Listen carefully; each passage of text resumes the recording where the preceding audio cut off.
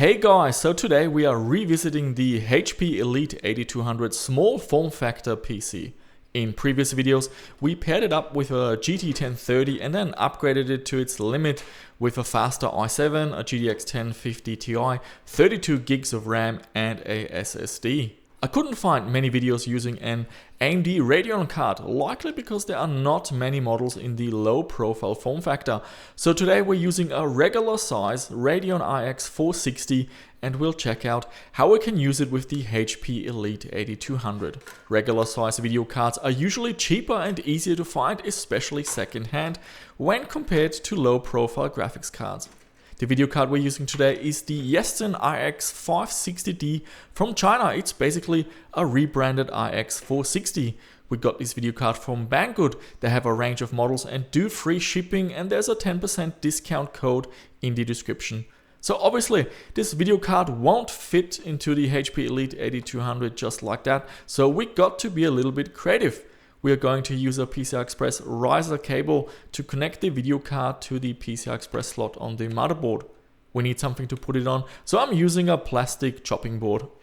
The card has a 6-pin PCI Express power connector, and this is actually a good thing as less current will go through the PCI Express slot.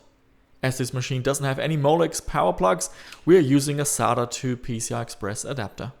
Having the case open like this also improves the cooling. The machine is pretty quiet this way and shouldn't be too distracting. So the current configuration of this machine, we've got a Core i5-2400, 16GB of RAM, the RX 560D, we have a 120GB SSD for Windows, and a 2TB SSHD with Steam and GOG games ready to go.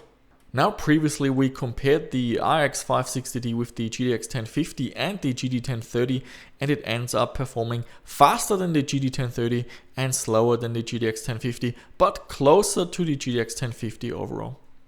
So in this video we are just playing a few games. We have MSI Afterburner giving us extra information, and I will put some information about the game and detail settings on the screen as well. After the games, we will wrap up this video, and I'm eager to hear what you think about this project. Living as well? No, really upset him too. His theory collapsed.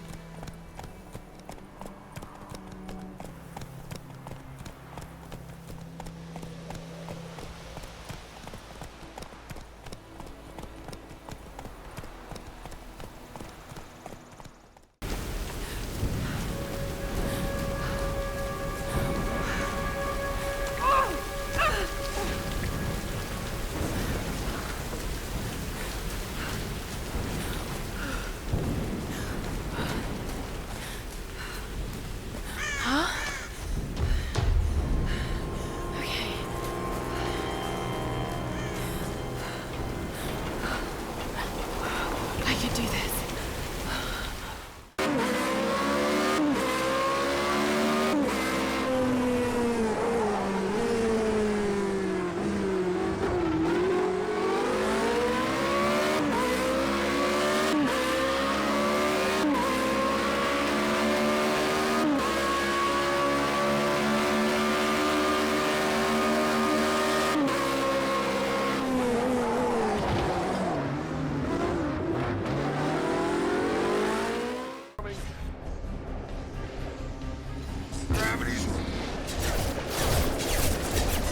Gotta hurt!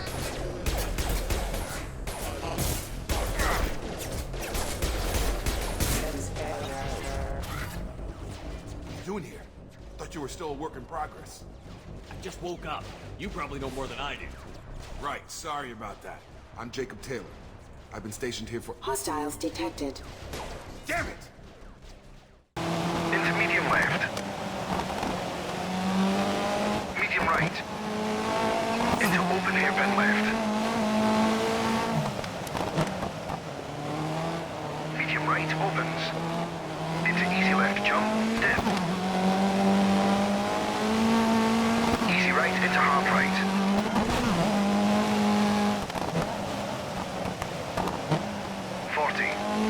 Keep left over crest. Now grab my hand!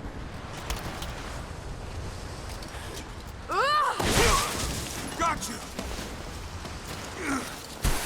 Shit, Laura. You're gonna give me a heart attack. Are you okay? Yeah. Come on.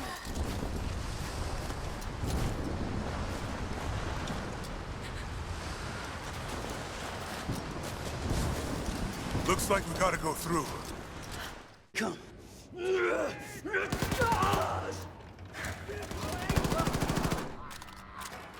This is our U-boat now, Nazi.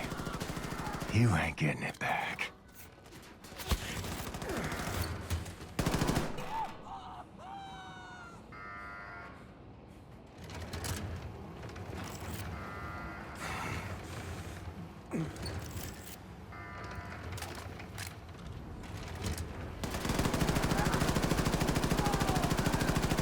Hang on, Anya. So the machine has no trouble running even modern titles, but I recommend setting the details to medium to get smooth frame rates. Older games you can usually max out and even apply anti-aliasing to make them look even nicer.